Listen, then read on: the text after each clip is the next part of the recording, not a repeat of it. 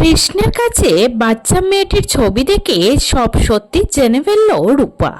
হ্যাঁ বন্ধুরা, আমরা এমনটাই দেখতে পাবো অনুরাগের ছোঁয়া ধারাবাহিকের আজকের পর্বে।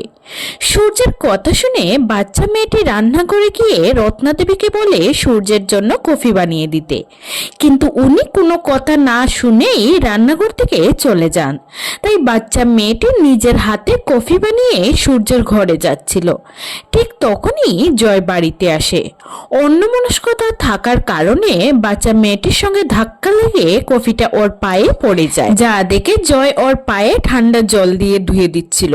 ঠিক তখনই উর্মি এসে বলে, জয়, তুমি এই মেয়েটাকে নিয়ে এত বাড়াবাড়ি কেন করছো? উর্মির কথা শুনে বাড়ির সবাই ছুটে আসে। তখন সূর্য জয়কে জিজ্ঞাসা করে, তুই তো পুলিশের কাছে গেছিলি, পুলিশ কি বললো? গেছিলি তো, নাকি অন্য কোথাও গেছিলি? আর এই ব্যবসার জন্য যে দীপা তোকে এতগুলো টাকা দিয়েছিল সেগুলো কোথায়? কি করেছিস টাকাগুলো নিয়ে? সূর্যের কথা শুনে উর্মি বলে, দাদাই, আপনি এইসব কথা বলে কেন কথা ঘুরাচ্ছেন? আর আপনি মেয়েটার প্রতি এত সদয় বা কেন হচ্ছেন? ও এখানে থাকবে কেন? ও কি আপনার মেয়ে, নাকি কোথাও রেখে এসেছিলেন ওকে? উর্মির মুখে এই কথাগুলো শুনে দীপা ওকে একটা চড় মেরে বলে, তোর সাহস হয় কি করে?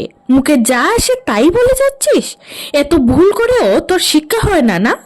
তখন রূপা বলে, তোমরা কেন আমার বাবা মাকে এইসব ভুলভাল বলছো? কাকাইকে কেন কেউ প্রশ্ন করছো না? কাকাই এতগুলো টাকা কেন নিয়েছে? রূপার মুখে এই কথা শুনে উর্মি বলে, তুই কি তোর কাকাইকে দোষী সাব্যস্ত করতে চাইছিস? বলেই রূপাকে চড় মারতে যায়। তখন দীপ উর্মিকে আটকায়। তখন রূপা বলে, মা আমাকে নিয়ে আসার সময় যে 10 লাখ টাকা দিয়েছে সেটা তো আমি ফেরত দিয়ে দেব, কিন্তু কাকাই তুমি কি করবে ভেবে দেখেছো? আর কাকাই আমি বাড়ি ফেরার পর থেকে তুমি কটা ভালোবাসার কথা বলেছো বলতে পারো? আর কাকিয়ার কথা কি আর বলবো, সবাই তো দেখতে পেলে। কিসের সম্পর্ক, কিসের সম্মান? উত্তর তো দিতেই হবে। সবার কথা শুনে জয় রেগে ঘরে চলে যায়। তখন উর্মি ওর পিছু পিছু গিয়ে জয়কে জিজ্ঞাসা করে, এতগুলো টাকা তুমি কোথায় খরচা করেছো জয়? না আমাকে কোনো সোনার উপহার দিয়েছো, না ঘুরতে নিয়ে গেছো, না ছেলেকে কিছু কিনে দিয়েছো। ডিসঅনেস্ট হবে তুমি, আর আমাকে জ্ঞান দেবে রূপা? ঠক জচ্চুর একটা। উর্মির কথা শুনে জয় রেগে উর্মিকে মারতে যায়। তখন দীপ এসে জয়ের হাতটা ধরে বলে, বয়সে ছোট হলেও বাড়ির সবার চেয়ে গায়ের জোরটা বেশি। তোমার যদি মায়ের গায়ে হাত দিতে গিয়ে হাত না কাঁপে তাহলে জেনে রেখো আমারও কিন্তু হাত কাঁপবে না। এদিকে রূপা কৃষ্ণের সাথে দেখা করে বলে, ওর খুব টাকার প্রয়োজন।